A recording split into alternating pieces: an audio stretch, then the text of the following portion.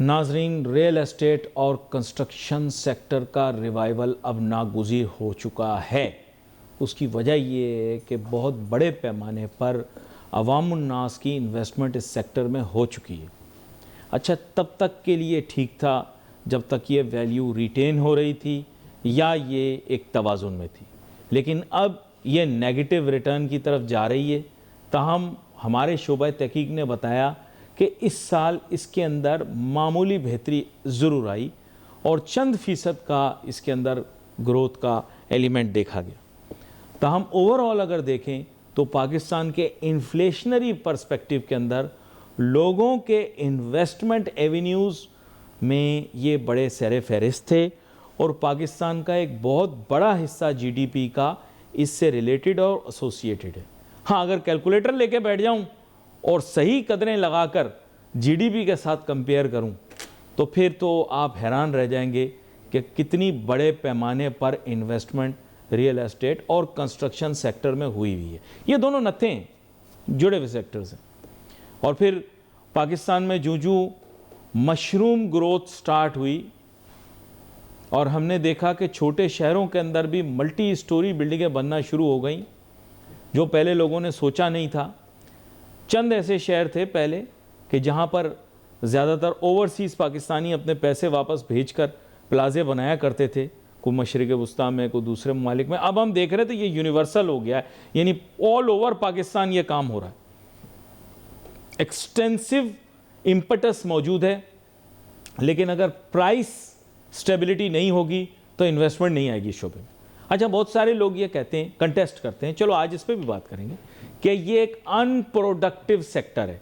लेकिन प्रॉब्लम ये है कि अगर ये अनप्रोडक्टिव सेक्टर है, प्रॉब्लम ये कि अगर ये अनप्रोडक्टिव सेक्टर है बकौल कुछ लोगों के, तो मुझे ये बताओ फिर आप हाउसिंग डिमांड को मीट कैसे किया जाएगा? ये तो बैनुल-अक़वामी तौर पर एक्नॉलेज्ड है कि आपके मुल्क के अंदर हाउसिंग अवेलेबल नहीं है, हाउसिंग यूनिट आपको देने। बहुत सारे लोग तो हाउसिंग यूनिट के ही स्लोगन पे आ गए थे। तो फिर हाउसिंग का प्रॉब्लम कैसे रिजॉल्व होगा? लोग रहेंगे कहाँ?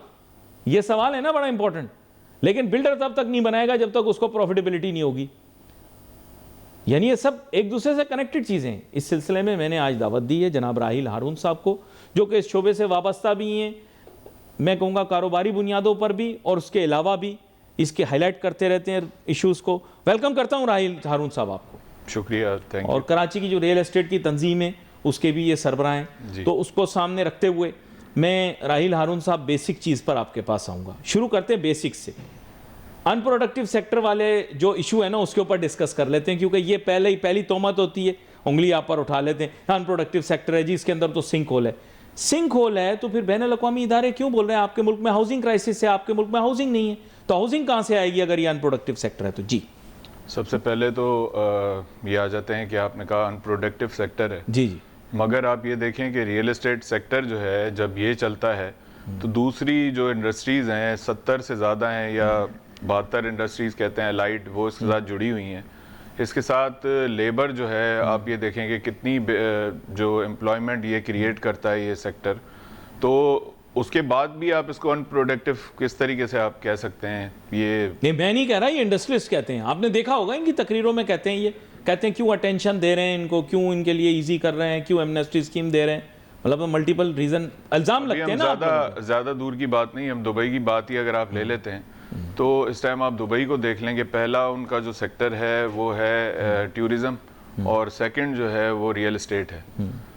तो जो भी तरक्की याफ्ता ममालिक हैं उनमें रियल एस्टेट का आप देख लें ग्रोथ का, और पाकिस्तान में भी ग्रो कर रहा है रियल एस्टेट सेक्टर, मगर पॉलिसीज़ का फुकदान है। मतलब अनप्रोफेशनल लोग मैं कहूँगा कि वो बिठा दिए गए हैं जो रियल एस्टेट की पॉलिसीज़ को जो है वो बना रहे हैं। तो अच्छा, एक चीज़ इसमें इजाज़त दीजिएगा इजाफा कर दूं, क्या रियल एस्टेट और कंस्ट्रक्शन सेक्टर को इंडस्ट्री का दर्जा बाकायदा तौर पे दिया जा चुका है, और क्या रवैया भी माशरे का उनकी तरफ यही है?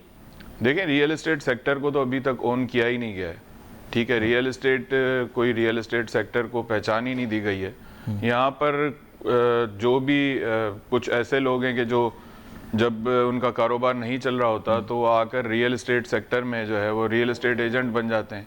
तो सबसे पहली बात तो आसान काम है ना, आसान रेगुलेटरी नहीं है हमारे मुल्क में। जो ओवरसीज इन्वेस्टमेंट आती हैं, रेमिटेंस आते हैं, तो उनके लिए कोई भी ऐसा मैकेनिज्म नहीं है जिसमें जो है वो रियल एस्टेट सेक्टर को बाकायदा तौर पे जो है ओन किया जाए। नहीं, एक मिनट, ये आप फंसाने वाली बात करें, ज़रा वजाहत करें इस चीज़ की। जी, आपका कहने का मतलब ये है कि रियल एस्टेट सेक्टर में ऐसे लोग मौजूद हैं, कंस्ट्रक्शन सेक्टर में ऐसे लोग मौजूद हैं जो खुद चाहते हैं कि रेगुलेशन हो, रेगुलेटरी फ्रेमवर्क हो। सही कह रहा हूँ? हम खुद चाहते हैं ऑल कराची लोग रजिस्टर हो। जी जी बिल्कुल, लोग रजिस्टर्ड हों। सिंध गवर्नमेंट को अभी हमने एक जो है मसौदा भी पेश किया है, तो वो लॉ डिपार्टमेंट में उनकी गया हुआ है, और इंशाल्लाह जल्द जो है वो सिंध गवर्नमेंट से ये असेंबली से हम पास करवाएंगे। लेकिन ये याद रखें कि फिर सब चीज़ें ट्रांसपेरेंट करनी पड़ेंगी। तो बिल्कुल, हम तो चाहते हैं कि ट्रांसपेरेंट हो रियल एस्टेट सेक्टर को। लाइसेंस होगा, लाइसेंस रिन्यूअल होगा, उसका सब सिस्टम होगा। जी जी जी जी, हम बिल्कुल यही चाहते हैं कि लाइसेंसिंग हो और बाकायदा तौर पे इसका एक प्रॉपर मैकेनिज्म हो, और उसके साथ जो है और फिर तालीमी असनाद की बात भी हो रही है कि जी ट्रेनिंग भी होगी, एजुकेशन भी होगी। ये सब देखें, वो दुबई और अब आप पाकिस्तान की जो बात करते हैं, तो यहाँ पे ज़्यादातर लोग जो रियल एस्टेट का काम कर रहे हैं वो ग्रेजुएट या डिग्री होल्डर तो है नहीं, तो उनके लिए कोई ऐसे कोर्सेज हुकूमत रख सकती है या वो इम्तिहान जो करवा सकती है जिसमें थोड़ी बहुत जो है वो बेसिक नॉलेज आ जाए, और उसके बाद जो नई हमारी जनरेशन आ रही है तो वो इसमें आएगी, तो वो प्रॉपर इसका जो है एक उसके थ्रू ही आएगी। अच्छा, ये बड़ी इन्होंने अच्छी बात की है इस हिसाब से कि अगर इस तरह की ट्रेनिंग हो जाए तो कितने ही बच्चों को एक तो रोज़गार भी मिल जाएगा। दूसरी बात ये कि ये शोबा थोड़ा सा रेगुलर अगर हो जाए ना, तो उसका फिर फ़ायदा ये कि तालीम याफ्ता लोग या नीम तालीम याफ्ता लोग भी अगर शोबे में आ जाएं तो उनको पता होगा कि सिस्टम कैसे वर्क करता है। अभी सिर्फ लोग लफ्ज़ में इस्तेमाल नहीं करना चाहता, सिर्फ एक काम करते हैं इसमें, वो एलिमेंट अब चेंज हो जाएगा। Right, this is what you want. जी जी, हम भी बिल्कुल यही चाहते हैं कि देखें, पाकिस्तान सबसे पहले हमें पाकिस्तान का सोचना है, और हमारा मुल्क तरक्की करेगा तो हर सेक्टर ही तरक्की करेगा, और हमारी उम्मीद भी है और जो है हम मतलब बड़ी होप रखते हैं कि फील्ड मार्शल साहब आसिम मुनीर साहब जो है इस सेक्टर पे भी कोई ऐसी तवज्जो देंगे ख़ास तौर पे, क्योंकि यही ऐसा सेक्टर है कि जो मुल्क में ग्रो कर सकता है बहुत अच्छे तरीके से, मगर कुछ पॉलिसीज़ की वजह से इस पे ये एक डिप्रेशन का शिकार है। तो नहीं, सबसे पहले तो देखें ना, एक रिलीफ या लोगों को चाहिए। अब I will be very Frank with you, पता नहीं आप एग्री करते नहीं करते। प्रॉब्लम पता है क्या है? कंस्ट्रक्शन सेक्टर वालों ने टैक्सेस जब लागू हुए तो इन्होंने फ़ौरन आंखें बंद करके ब्लाइंडली एक्सेप्ट कर लिया, क्योंकि इन्होंने वो ट्रांसफ़र करने थे अपने कस्टमर्स। सर, बात समझने की कोशिश करें। हाउसिंग का पाकिस्तान में क्राइसिस है। हाउसिंग जिसके माने ये पाकिस्तान में सिर्फ क्राइसिस नहीं, सीवियर क्राइसिस है।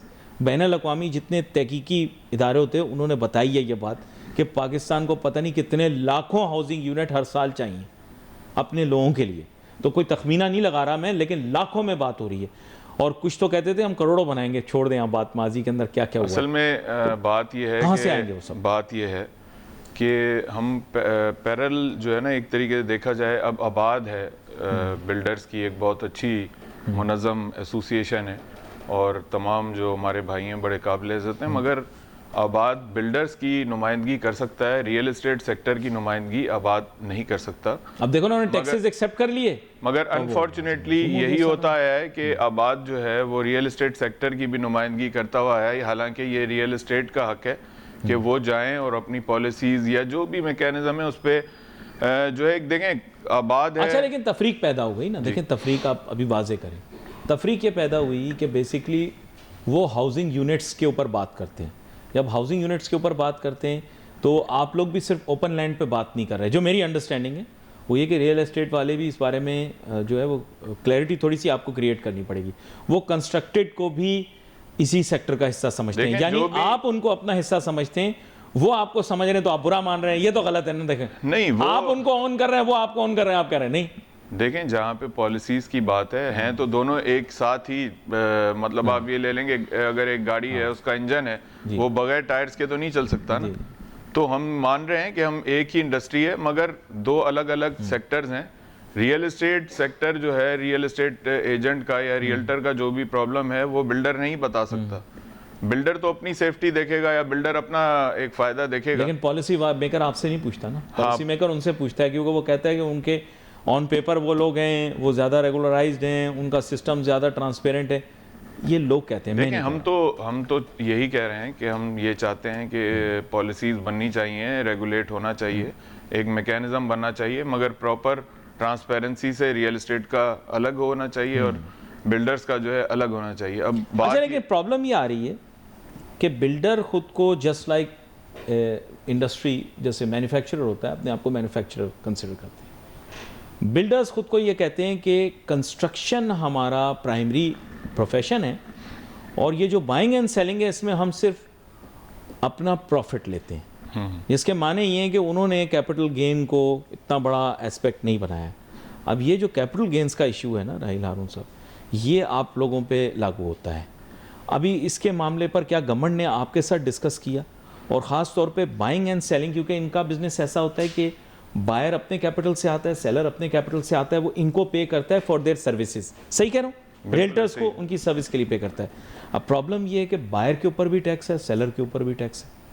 तो सर ये भी आपको, यानी टैक्स की पॉलिसीज में चेंजेस चाहिए। मैं बिल्कुल यही कह रहा हूँ कि मैकेनिज्म को जो है दुरुस्त करने की ज़रूरत है और रेगुलेट होना चाहिए। उसके बाद रियल एस्टेट सेक्टर जो है उसको जो रिप्रेजेंट करें वो रियल्टर्स करें और बिल्डर्स जो है वो अपने सेक्टर को डोमेन करें। लेकिन ये जो टैक्सेस का मसला है, ये फिर कौन हल करेगा? टैक्सेस के मसले इन्होंने तो गो अहेड दे दिया, हम फंस गए सब।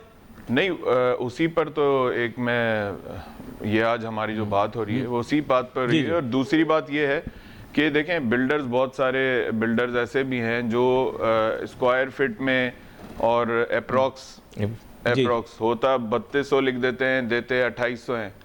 बहुत सारी ऐसी बेज़ादगियां हैं, बहुत सारी ऐसी चीज़ें हैं जिन पे पॉइंट आउट होना चाहिए, उनको भी, उनकी चीज़ें भी ठीक होनी चाहिए। जहाँ पे रियल एस्टेट एजेंट जो कोई पोर्शन या ऐसी कोई बात होती है तो उनको भी जो है उन पे भी जो है एज पर लॉ जो है एक्शन होना चाहिए।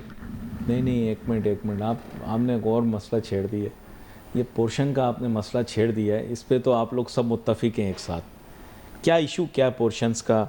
आपके कहने का मतलब ये है कि जिसमें बिल्डर को मुनाफा ना मिले वो पोर्शन है? नहीं, मैं वैसे पूछ रहा हूँ।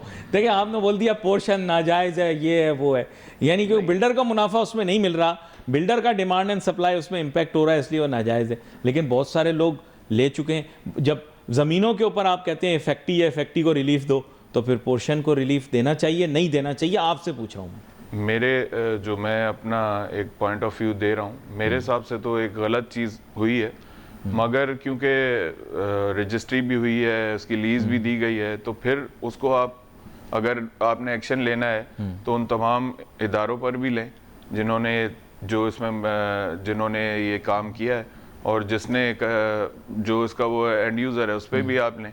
मगर अब एक चीज़ हो गई है जहाँ पर फ्लेक्सिबिलिटी हुकूमतों की जानिब से दी जा सकती है, वहाँ देनी चाहिए और आगे इस चीज़ को रोकना चाहिए। आगे के लिए एक मैकेनिज्म बनाना चाहिए या इस तरह की कोई पॉलिसीज़ होनी चाहिए जिस तरह अभी सिंध गवर्नमेंट बल्दियात में जो है वो कर रही है, तो उस तरीके से। अच्छा, एक और बहुत बड़ा मसला कराची शहर का ये है कि यहाँ पे बहुत सारी नौ आबादियाँ और बहुत सारी कच्ची आबादियाँ हैं। हुकूमत सिंध ने माजी में बड़े अच्छे तरीके से इसको मैनेज किया, हमें मानना पड़ेगा, काफ़ी इसमें इम्प्रूवमेंट लाई है। लेकिन अभी भी शहर में एक बहुत बड़ा हिस्सा, अगर मैं आपको नक्शा दिखा दूं तो फिर बिल्कुल हम सभी हैरान हो जाएंगे, आप लोग भी, मैं भी और ये भी, इसके बावजूद कि ये पहले वकूफ़ से वाकिफ़ हैं। लेकिन इतने बड़े पैमाने पर कच्ची आबादी, तो चलो ठीक है, हमने एक निज़ाम बना दिया उसके लिए, लेकिन वो जिस तरह से डिसऑर्गेनाइज बनी हुई है उसके लिए कोई अल्टरनेटिव प्लान नहीं आया। इसका क्या हल है? कोई ना कोई हल तो होना चाहिए। 10-15 साल में जो होता आया है तो अब उसको चीज़ों को ठीक करने में कुछ तो टाइम लगेगा।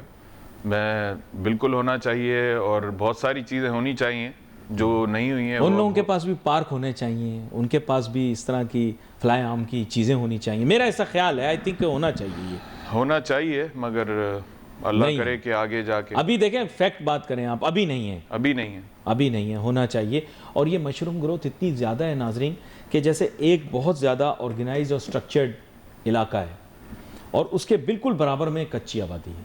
और ये खैर पॉलिटिकल रीजंस होंगे इसके, अब लेट्स होप के आपके, कहना नहीं चाहिए लेकिन आपके M9 पे ये ना हो, क्योंकि मुझे लग रहा है कि कुछ अरसे के बाद अगर इस तरह ही मशरूम ग्रोथ रही तो मे भी इस तरह की चीज़ आगे आए। ये रियल एस्टेट सेक्टर या हमारा रियल्टर्स का तो काम नहीं है, ये तो काम है हुकूमतों का या लॉ एनफोर्समेंट एजेंसीज का, तो उनको देखना चाहिए ये चीज़। तो मैं अगले दिन वैसे देख रहा था, वैसे इन लोगों ने भी कमाल किया है कंस्ट्रक्शन रियल एस्टेट वालों ने। कराची मुझे लगता है जाके ठोकर न्याज बेग पे ख़त्म होगा लाहौर में, और वो आके ख़त्म होंगे अल आज़म स्क्वायर पे, क्योंकि जितने शहर बढ़ रहे हैं, मतलब ऐसा बेहतरीन किस्म का बताते हैं ना कि एयरपोर्ट से सिर्फ 4 घंटे की मुसाफत पे खुशादा माहौल में।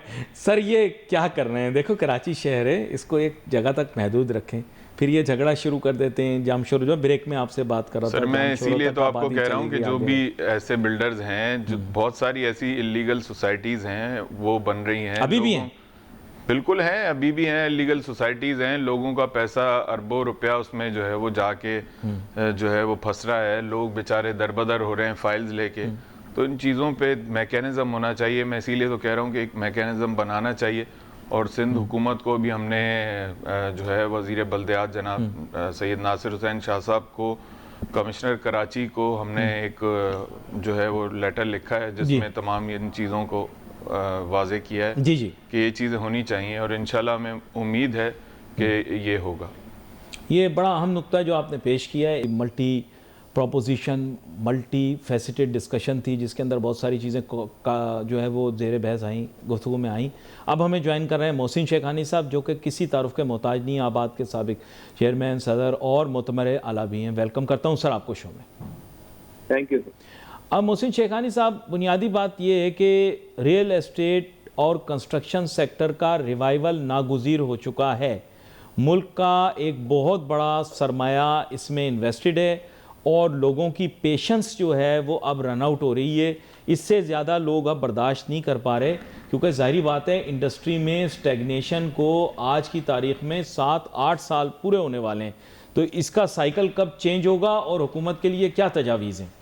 जी देखें, जो पेशेंट का है, लास्ट गवर्नमेंट जो इमरान खान की थी उसके 6 महीने पहले से ये डाउनफॉल शुरू हुआ है जी, ठीक है। आज मेरे ख्याल से उसको 2.5-3 साल हो गए, 2 साल इस गवर्नमेंट को हुए, 1 साल बीच में आपका हुआ, तो टोटल 3 साल से ये एक्टिविटीज डाउनफॉल शुरू हुए जी, और ये 3 साल ही हुए हैं, 8 साल नहीं हुए हैं इसको। और ये 3 साल में ये सारी चीजें, जो पॉलिसीज थी हमारी, जो इंटरेस्ट रेट बढ़ गया था, हमारे जो डॉलर का अनस्टेबल था, हमारी करेंसीज नहीं थी, तो आपको डेफिनेटली ये सारी चीजें उस वक्त देखनी पड़ती है जब मुल्क की कंडीशन इकोनॉमिकल, जब आप इम्पोर्ट ना कर सकते हो, तो ये सारी चीजें नजर आती है और लोगों का रुझान भी खत्म हो जाता है। क्योंकि आज इन्वेस्टमेंट हो रही है, लोग गोल्ड में इन्वेस्टमेंट कर रहे हैं, लोग सिल्वर में कर रहे हैं, लोग बिटकॉइन में कर रहे हैं। अब बिटकॉइन की इन्वेस्टमेंट तो देखिए पाकिस्तान किस नंबर पे, तो आपको पता चलेगा कि नई चीजें हो रही हैं। इस इंडस्ट्री का भी इश्यूज ये है कि कोई लॉन्ग टर्म पॉलिसीज नहीं है। टैक्स की पॉलिसीज में आपने इतनी सारी चीजें लगा दी हैं, और आपका कहना, गवर्नमेंट का कहना है कि वर्ल्ड बैंक की तरफ से हमें ये सारी चीजें हैं और हम उसी चक्कर में, IMF के चक्कर में लगे रहते हैं। तो ये इश्यूज हैं, एडजस्ट कर रहे हैं हम लोग भी, और मुझे लगता है कि ये 26 का साल भी थोड़ा इसी तरह निकलेगा। 26 के एंड में इंशाल्लाह आफ्टर बजट चीजें कुछ बेहतरी की तरफ जाएगी, इसलिए कि जब कैश फ्लो आपका ट्रैवल करता है तो ही चीजें चलती है। पाकिस्तान की 24-25 करोड़ की आबादी है जी, उसकी रियल रिक्वायरमेंट है। पाकिस्तान के जो लोगों की रिक्वायरमेंट होती है, जब फैमिली बड़ी होती है, नई शादियां होती है, तो घर की जरूरत पड़ती है, तो वो खत्म नहीं हो सकती। और ये चीजें हमने जो रखी भी हैं अभी स्टेट बैंक के पास, कि जो फाइनेंस का मैटर है, अभी इन्होंने 20 लाख और 35 लाख रुपए फाइनेंस देने के लिए, 20 लाख 5% पे और 35 लाख 8% पे। हमने कहा इसको अमाउंट बढ़ा दीजिए, ये फाइनेंस 1 करोड़ रुपए होना चाहिए और 1.5-2 करोड़ रुपए आप रखें 8% पे। तो मैं समझता हूँ कि यहाँ से एक्टिविटी चेंज हो जाएगी। ये वाइड टूल है, अगर ये हम फर्स्ट घर लेने वाले को इंसेंटिव देंगे तो ये चीजें एक्टिव होंगी और पूरा रियल एस्टेट सेक्टर पूरे पाकिस्तान का मूव करेगा। इस वक्त वाइड मनी के प्रॉब्लम से, इस वक्त FDR के इश्यूज हैं, लोगों के पास पैसे हैं फिर भी वो नहीं शो कर रहे हैं। अगर पैसे हैं और शो नहीं कर रहे तो ये गवर्नमेंट को समझना चाहिए, तभी तो सिल्वर, गोल्ड, बिटकॉइन उधर पैसे जा रहे हैं। आप अपने मुल्क में पैसे आने नहीं दे रहे। ओवरसीज पाकिस्तानी को डर लगा रहता है कि डिवैल्यूएशन हो जाएगी, पैसे मेंटेन रहेंगे कि नहीं रहेंगे। पिछली चीजें अभी तक उनकी जो थी वो चीजें भी पूरी नहीं हो सकी जो टारगेट हमने दिए थे। तो यही वजह है। मेरा ख्याल है गवर्नमेंट को इस वक्त सबसे इम्पोर्टेंट ये है कि स्टेट बैंक को सबसे पहले इंस्ट्रक्ट किया जाए कि ये जो फाइनेंस है वो 1 करोड़ 1.5 करोड़ सब्सिडाइज रेट पे 5% और 8% पे वो देते, इसलिए कि अब तो सिंगल डिजिट के करीब आ गए हम। तो गवर्नमेंट को कोई इतना बड़ा डिफरेंस नहीं है, और ये चीजें अगर होगी और लोगों को फाइनेंस मिलना शुरू हो जाएगा तो आपकी पूरी इंडस्ट्री रिवाइवल शुरू हो जाएगी, आपकी एक्टिविटी शुरू हो जाएगी, कच्ची आबादियां नहीं बनेगी, स्लम्स नहीं बनेगा, ये जो लॉ एंड ऑर्डर सिचुएशन हो रहा है ये कम से कम होगा। तो मैं समझता हूँ कि ये इम्पोर्टेंट है इस वक्त, और इसी चीजों को अगर लेके हम चलेंगे तो ये रिवाइवल होना शुरू हो जाएगा। रिवाइवल होगा 1 साल नहीं 1.5 साल, अभी 1 साल लगता है। तो मैं समझता हूँ कि ये 1 साल आने वाला ये जो साल है 26 का इंशाल्लाह, इसमें उम्मीद है कि सेकंड जो आपका 2 क्वार्टर छोड़ के 3rd क्वार्टर में इंशाल्लाह आपकी एक्टिविटी शुरू होगी। अच्छा, लेकिन यहाँ पर एक चैलेंज है जिसको आज हम डिस्कस कर रहे थे। वैसे तो आपने बिल्कुल वही बातें की जो कि राहिल हारून साहब भी करना चाह रहे थे, तो सेम पेज पे ही हैं आप लोग भी। लेकिन एक जो इशू मेरे सामने है वो ये है कि टैक्सेस का जो चैलेंज है, जैसे आपने बीच में बात की कि FBR के इश्यूज़ हैं, लेकिन इसमें जो इशू एक बहुत मेजर है वो CGT का भी है। ट्रांसफ़र के टाइम पे बायर और सेलर दोनों टैक्स इम्प्लीकेशन का शिकार होते हैं। वैल्यूएशन का भी बहुत बड़ा इशू और चैलेंज है। तो ये सब जो, और आप लोगों ने भी बड़े खुशी से सेल टैक्स लगवा लिया, क्योंकि जो आपको नहीं लगवाना चाहिए था, क्योंकि आपने तो कस्टमर पे ट्रांसफ़र करना है, वो आपकी तो है नहीं लायबिलिटी। तो ये सारी चीज़ें जो आपने एक्सेप्ट की थी पिछली दफ़ा ना, उसकी वजह से बड़ा नुकसान हुआ है, मेरा ऐसा ख्याल है। I don't know, may be you agree disagree. Definitely आपका अपना ख्याल हो सकता है। हम जब बैठते हैं, जब मीटिंग्स में होती है, तो कोई ना कोई टैक्सेस का इश्यू जरूर रहता है गवर्नमेंट का, और गवर्नमेंट चाहती है कि उसको टैक्स मिलना चाहिए। और गवर्नमेंट की ये चाहत होती है कि ऐसा ना हो कि रियल एस्टेट प्लॉटों के अंदर पैसे डंप हो जाए, और प्लॉटों के अंदर से पैसे जमा होना से एक्टिविटी नहीं चलती, कंस्ट्रक्शन एक्टिविटी होनी चाहिए। जब कंस्ट्रक्शन एक्टिविटी होगी तो आपका पूरा इंडस्ट्री चलेगी। तो ऐसा नहीं है कि सिर्फ हम लैंड लेके रख लें और उसको प्रॉपर्टी में पैसे जमा करते। तो यही हमारी गवर्नमेंट को कहना है कि कंस्ट्रक्शन इंडस्ट्री को रिवाइवल करेंगे तो आपकी 70 एलाइड इंडस्ट्री रिवाइवल होगी, इकोनॉमी आपकी चेंज होगी और पूरा मूवमेंट चेंज होगा। हमारी तरफ से कहीं ऐसा नहीं है कि कोई शॉप से जाके बोले कि मेरे से टैक्स ले लो या चीजें ले लो। ये जरूरत और हालात के हिसाब से देखा जाता है कि क्या कंडीशंस हैं और किस तरीके से चीजें करनी है। आज भी हम गवर्नमेंट को ये कहते हैं कि ट्रांसपोर्ट टैक्स सिर्फ 2% होना चाहिए जो पूरी दुनिया में है, और आज भी आप जो सेलर पे टैक्स दे रहे हैं वो भी जो टैक्स उनका कहना है कि वो कैरी फॉरवर्ड होके आपके अकाउंट में आपके टैक्स में चला जाएगा। तो ये सारी चीजें इस तरीके से हैं। अगर आप टैक्स ही नहीं देते या नॉन फाइलर है तो उसका एक अलग रेट है। तो ये सारी कंडीशंस हमारी डॉक्यूमेंटेशन वाली चीजें अभी जो प्रोसेस है अभी स्टार्ट है। जब बैंकों में कोई पैसा निकलता है तो सबको प्रॉब्लम शुरू हो जाता है, इसलिए कि बैंक की रिपोर्ट सारी जगह जाती है, लोग कैश रखना शुरू कर दिया है।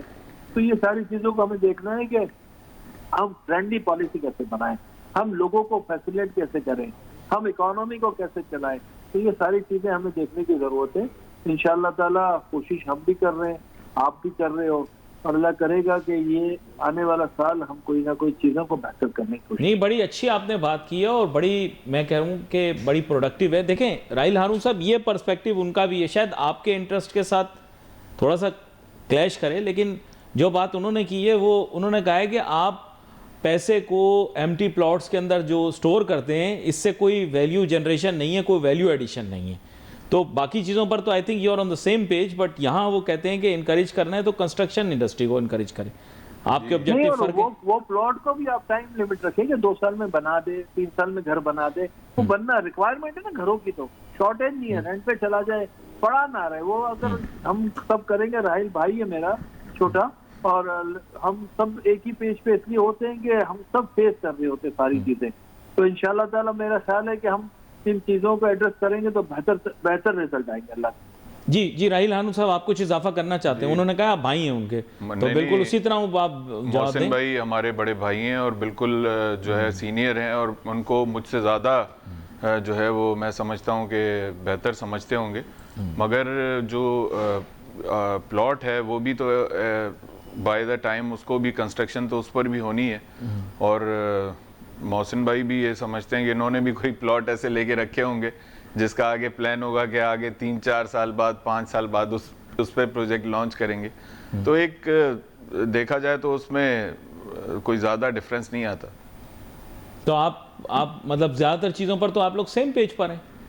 कुछ चीजें हैं, तो कुछ ठीक है, चीजें फिर तो इनकी क़यादत सही है ना, फिर तो आप इनकी क़यादत तस्लीम कर लें फिर। नहीं, वो तो बिल्कुल भाई हैं हमारे, वो मसला नहीं, यहाँ क़यादत का नहीं है, हमारी सब एक ही पेज पे। हमारी कहीं अगर कोई डिफरेंस होती है तो हम कोशिश करते हैं कि वो चीजों को रिजल्ट में ले आए। अगर हम एक लिमिट टाइम रख देंगे कंस्ट्रक्शन का तो वहाँ उन लोगों का बोलने का मौका नहीं मिलेगा। देखिए, जो सीटों पे बैठे होते हैं ना, वो एक कमरे में बैठ के पॉलिसीज बना रहे होती, ग्राउंड रियलिटीज उनको नहीं पता होती, और ग्राउंड रियलिटीज जब नहीं पता होती तो ग्राउंड मुल्क को नुकसान होता है, मुल्क को नुकसान होता है। तो हम ये कहते हैं कि मुल्क को नुकसान नहीं होना चाहिए। ये सब हम सबका काम है कि मिलके इंशाल्लाह इन चीजों को। अच्छा, नहीं, लेकिन एक चीज मैं मोहसिन शेखानी साहब आपसे जरूर पूछूंगा, वो ये कि देखें मैंने काफ़ी प्रोग्राम माजी के अंदर किए हैं, और आपका मेरा इस पे बड़ी मज़ेदार किस्म की बहस होती रही। आप क्रिटिसाइज़ करते थे कुछ लोगों को जिन्होंने हाउसिंग सोसाइटियाँ बनाई शहर की मुज़ाफ़ाती इलाके में। आज आपके सारे बिल्डर जो हैं, जो तब एहतिजाज करते थे, उन्होंने भी हाउसिंग सोसाइटियाँ उसके पड़ोस में ही बना ली। तो वो मुझे गाना याद आ गया हिंदुस्तानी फिल्म का, पड़ोसी फिल्म का, कि एक घर बनाऊँगा तेरे घर के सामने। तो अब ये कि ये क्या बात हुई, वो बुरा हो गया, आप लोग अच्छे हो गए, ये गलत है, ये जवाब देना पड़ेगा आज। नहीं, हम हमेशा जवाब देंगे। हाउसिंग सोसाइटियां सबकी बन रही है, और जो कानून में हाउसिंग सोसाइटियां हैं, प्रोविजन है, उसको तो आप रोक नहीं सकते ना। आप किसी को ये तो नहीं कह सकते कि यार ये प्रोविजन भी है और लैंड लेके तुम ना बनाओ। नहीं, लेकिन वो बुरा था, ये अच्छे होगा, ये मुझे समझ नहीं आया। अच्छे नहीं है, हम तो कहते हैं जो डिलीवर करेगा, जो चीजें बनाएगा, जो डिलीवर करेगा वो अच्छा है, जो डिलीवर नहीं करेगा वो अच्छा नहीं है। और उसको जो डिलीवर पब्लिक के पैसे को बोझ होगा, वो चीजें पब्लिक को परेशानी नहीं होनी चाहिए, पब्लिक के साथ बुरा नहीं होना चाहिए। पब्लिक को कोई आम आदमी का वो सोचता है ना प्लॉट लेने का, कहीं भी हो, वो हमारी सोसाइटी में हो, आपकी सोसाइटी में हो, गवर्नमेंट की सोसाइटी में हो, या आपके बड़े दोस्तों के सोसाइटी में हो, तो कोई फर्क नहीं है। हमें अगर डिलीवर और चीजें स्पीड पे चलती हो, डॉक्यूमेंटेशन कंप्लीट हो, आज लीज प्लॉट होते तो मसला ही नहीं होता। आज वो सारे डॉक्यूमेंटेशन होती तो ये मसाइल नहीं होते। आम आदमियों का खरबों रुपया फंस जाता है, तो उन खरबों रुपए को निकालने की जरूरत है, ना कि अगर वो रुक जाएगा तो आपका साइकिल रुक जाएगा। हमारा ये कहना है कि कोई भी चीज हो, गवर्नमेंट की आंखों के सामने होती है, गवर्नमेंट को पता होती है, गवर्नमेंट अथॉरिटीज होती है, और अचानक गवर्नमेंट कहती है कि हमने कुछ पता ही नहीं, तो ये नहीं होना चाहिए। गवर्नमेंट को सब पता होता है और उसी की अप्रूवल से हुई है। आज अचानक गवर्नमेंट मना करते किसी चीज का, तो ये सही नहीं है। आम आदमी, वेरी इंपॉर्टेंट, इन्वेस्टर को, एंड यूजर को अगर हम सिक्योर नहीं करेंगे तो आपकी मार्केट पे भरोसा नहीं होगा किसी को। बिल्कुल। अच्छा, इसके साथ साथ एक बड़ा अहम नुक्ता है, मैं ये भी आपसे डिस्कस करना चाहूँगा कि पर स्क्वायर फीट कंस्ट्रक्शन कॉस्ट जो है ना, वो स्काई रॉकेट कर गई है इस वक्त। अगर आप देखें तो it has multiplied many folds, despite the fact कि बहुत सारी चीज़ें ऐसी हैं जिनकी कीमतें कम भी हुई हैं, लेकिन वो इस तरह से कोई फ़ायदा मिल नहीं सका कस्टमर्स को या इवन बिल्डर्स, कंस्ट्रक्शन इंडस्ट्री के लोगों को, क्योंकि वो ऑफसेट हो गई, जो दूसरी इनपुट्स थी उनकी कीमत बढ़ गई। तो पर स्क्वायर फीट कॉस्ट को नीचे लाने के लिए गवर्नमेंट के साथ कोई नेगोशिएशन, कोई बातचीत? मैं आपको एक चीज बताऊं, हमारी कॉस्ट ऑफ जो है आज, जो कंस्ट्रक्शन कॉस्ट है, 10 साल पहले भी यही कॉस्ट थी इंटरनेशनल लेवल पे। आप देखा, जैसे कि मैं एक वर्ल्ड बैंक के एक सेमिनार में गया था, मैंने उनको कहा था कि हम हाई राइज बिल्डिंग $20 में बनाते हैं। जी, तकरीबन उस वक्त 15-16 फ्लोर की बिल्डिंग बनती थी $20 में। जी, और आज भी वो बिल्डिंग $20 में बन रही है। अच्छा। मसला क्या हुआ है कि आपकी करेंसी डिवैल्यू हो गई, आप वहीं से नीचे आ गए। आज भी $20 में हम बना रहे हैं, 6,000 रुपए कंस्ट्रक्शन कॉस्ट है। उस वक्त भी $20 थी, 3,000 रुपए कॉस्ट थी। इससे पहले भी $20 थी, 1,500। आपकी करेंसी डाउन होगी तो आपकी हर चीज महंगी हो जाएगी। आज उसमें 100 रुपए का डॉलर था, 80 रुपए का था, आज 300 रुपए का है, 350 रुपए का डॉलर है। तो ये फर्क है, और ये फर्क जब भी होगा आपकी कॉस्ट बढ़ेगी, इसको आप कम नहीं कर सकते। ये बात बड़ी अहम की है आपने। और राहिल हारून साहब, बेसिकली बात ये मेरा ख्याल जो पर्सपेक्टिव है मोहसिन शेखानी साहब का, वो यही कह रहे हैं कि वैल्यू एडिशन अगर इस सेक्टर में हो जाए अच्छी हो। वो आप लोगों को तो सेम पेज पे रख रहे हैं, लेकिन उनका फोकस इस पे है कि प्रोडक्टिविटी बढ़ जाए। इस पे कोई आप अपनी राय देना चाहेंगे? देखिए, सबसे अच्छी बात जो मोहसिन भाई ने की है कि कुछ बिल्डर्स ऐसे हैं कि जो सोसाइटीज़ जो बन रही हैं वो डॉक्यूमेंटेड नहीं हैं, या वो फाइल्स बेच रहे हैं, और फ्रॉड जो लोगों के साथ हुआ है, तो उस पर जो है अब बहुत ज़्यादा जो है लोगों की इन्वेस्टमेंट जो है उधर फंसी हुई है, और उस चीज़ का अजाला होना ज़रूरी है, या उसको कोई ऐसी चीज़ों में रिलीफ देना ज़रूरी है ताकि लोगों की इन्वेस्टमेंट निकल सकें। बहुत सारी ऐसी सोसाइटीज़ हैं जो बहरिया टाउन के साथ साथ बन रही हैं, उनमें आप ये देखें कि कोई फ़ाइलों का कोई दायराकार ही नहीं है। वो जितनी फ़ाइल्स हैं, 10 एकड़ ज़मीन लेते हैं, 50 एकड़ फ़ाइलें बेच देते हैं। ये जो एक सबसे ज़्यादा मैं एलिमेंट समझता हूँ टैक्सेस के साथ और दूसरी चीज़ों के साथ, वो ये बड़ा एलिमेंट ये भी है कि फ्रॉड जो है, चीटिंग, इस पर कोई हुकूमत को एक्शन सख्त लेना चाहिए।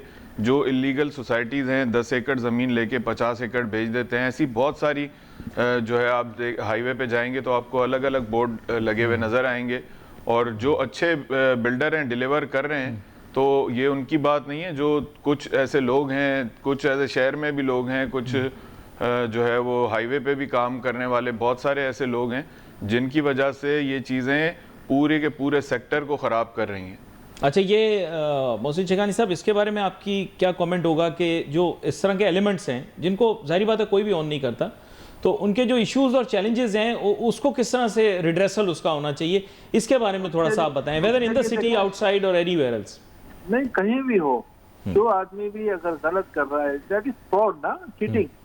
कोई चीटिंग कर रहा है, उसको सर्वाइवल समझे, उनको सपोर्ट नहीं होना चाहिए। इदारों का भी काम है, हमारा भी काम है कि अगर कोई चीटिंग वाली चीजें करता है तो हमारे लिए मुश्किल हो जाती है। और हमारे लिए इम्पोर्टेंट है कि अगर जितनी भी लैंड है तो उतनी ही आप चीजों को लेके चलें। ये हमारे यहाँ तो कम है, मतलब हमें तो अथॉरिटी से भी झगड़ा रहता है हमारा कि आज एमडी हमारी है, अगर वो डेवलप हो जाती आज से 20 साल पहले तो आज शहर बहुत आगे और लोगों को सस्ती चीजें मिलती। उन्होंने 40 साल से पैसे दिए हुए हैं, उनको गवर्नमेंट की स्कीम है वो नहीं मिली है। हॉक्सबे वाली गवर्नमेंट की स्कीम है, 40 साल से पैसे दिए हुए, लोगों को डिलीवरी नहीं मिली। तो हम बाकी लोगों को कैसे पकड़ने जाएं जब गवर्नमेंट की हालत ऐसी है?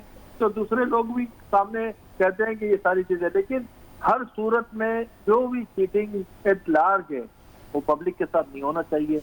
ये रिस्पॉन्सिबिलिटी है। मैं समझ रहा हूँ कि अभी कोई पोर्टल वगैरह नैप का ऐसा बन रहा है जो इंटरनेशनल पोर्टल की तरह पूरे पाकिस्तान में यूज होगा, और उसमें सारी चीजें क्लियर होगी कि नंबर ऑफ प्लॉट कितना है, इतने अपार्टमेंट है या इतना स्क्वायर फीट इसका अप्रूव प्लान है, और ये बेच सकता है, ये नहीं बेच सकता। जिस तरह दुबई में होता है इस तरह हमने इसको प्रपोजल दिया है कि ऑनलाइन हर आदमी को पता होना चाहिए कि यार इसकी प्रोजेक्ट की क्या पोजीशन है, इसकी प्रोग्रेस क्या है। गवर्नमेंट इज रिस्पॉन्सिबल कि वो टाइम जो दिया है उस टाइम में कंप्लीट करें, और इंस्टॉलमेंट पब्लिक की उस टाइम में आने चाहिए। तो ये सारी चीजें ऐसी हैं जो हम मजीद डिजिटलाइजेशन और डॉक्यूमेंटेशन में जा रहे हैं। अल्लाह करेगा ये चीजें बेहतर होगी ताकि ओवरसीज इन्वेस्टर ज्यादा मुतमईन हो सके। वो सबसे ज्यादा डिस्टर्ब होता है जो बाहर से पैसा भेज रहा है और अल्टीमेटली पता चलता है कि उसको कभी प्लॉट ही नहीं मिला, ना उसका प्लॉट है। और गवर्नमेंट की स्कीम की बात कर रहा हूँ मैं, प्राइवेट स्कीम में भी बहुत है। लाहौर में, इस्लामाबाद में, मतलब आप पंजाब में, मतलब 1-1 लाख फाइलें बेचती नहीं है यार, उसलिए ये सारी चीजें हो रही हैं। तो मैं कह रहा हूँ बेहतर होना चाहिए। आम आदमी को प्रोटेक्ट करेंगे तो रियल एस्टेट चलेगी, आम आदमी को इत्मीनान होगा तो रियल एस्टेट चलेगी। अगर आम आदमी के साथ धोखा होगा और गवर्नमेंट आंखें बंद करके बैठेगी तो मुश्किल होगा। गवर्नमेंट का काम है इन चीजों को मॉनिटर करना। गवर्नमेंट क्या होती है? गवर्नेंस होती है यार। बड़ा अहम नुकता आपने पेश किया है और आपका बहुत शुक्रिया। आप शो में हमारे साथ शामिल हुए। दोनों मेहमानों का शुक्रिया अदा करते हुए अब गुफ्तगू को थोड़ा सा कंक्लूड करते हैं। बात कुछ ऐसी है कि let's be very straight forward for the revival of the real estate and the construction industry. It is very important कि टैक्स रिफॉर्म किया जाए। टैक्सेस बहुत ज़्यादा हैं, CGT बहुत ज़्यादा है, सिस्टम्स को स्ट्रीमलाइन करना ज़रूरी है। इसके अलावा GST का एलिमेंट है। ये सारी चीज़ें इम्पेक्ट कर रही हैं रियल एस्टेट और कंस्ट्रक्शन इंडस्ट्री। देखें, एक पर्सपेक्टिव अभी हमारी गुफ्तगू हो रही थी राहिल हारून साहब से, इन्होंने जो पर्सपेक्टिव पेश किया है, यह पर्सपेक्टिव पेश किया है रियल एस्टेट इंडस्ट्री का। ये एक अलहदा पर्सपेक्टिव है। इनका कहना यह है कि इनका अलहदा पर्सपेक्टिव है, इनका पर्सपेक्टिव भी सुनना चाहिए, क्योंकि ये कहते हैं कि इनकी इंडस्ट्री की डायनेमिक्स फ़र्क है। एक हमने सुन लिया आबाद का, वो कंस्ट्रक्शन और डेवलपर्स की एक अलहदा हो गई, वो उनका पर्सपेक्टिव अलहदा है, मेरा ऐसा ख्याल है। एक लम्हे के लिए कलेक्टिव बेसिस पे ही, मगर थोड़ी डायरेक्शन जो है कुछ थोड़ी सी अलग है। तो यानी ये कि ऐसा नहीं है कि क्लैश में है, लेकिन सबके अपनी अपनी प्रायोरिटीज़ हैं। अच्छा, इनकी तो अपनी होंगी भाई, ये कारोबारी लोग हैं। हमारी प्रायोरिटी क्या है? हमारी प्रायोरिटी ये है कि जब हम बाई करने के लिए जाते हैं तो हमारा भी इनसे क्लैश नहीं है। हमारा भी ये है कि भाई हमारे ऊपर जो टैक्स लायबिलिटी वो कम करें, और उससे फिर सबको फ़ायदा है, कलेक्टिव फ़ायदा। और मोस्ट इंपॉर्टेंट ये है कि अब रिवाइवल का टाइम आ गया इस इंडस्ट्री का। और इसी अहम नोट के ऊपर हम जो है वो प्रोग्राम के ऊपर आपके कमेंट्स का वेट करेंगे। We wait for message on Facebook. Ali Nasir हमारी टीम को जा दीजिए। अल्लाह हाफ़िज़।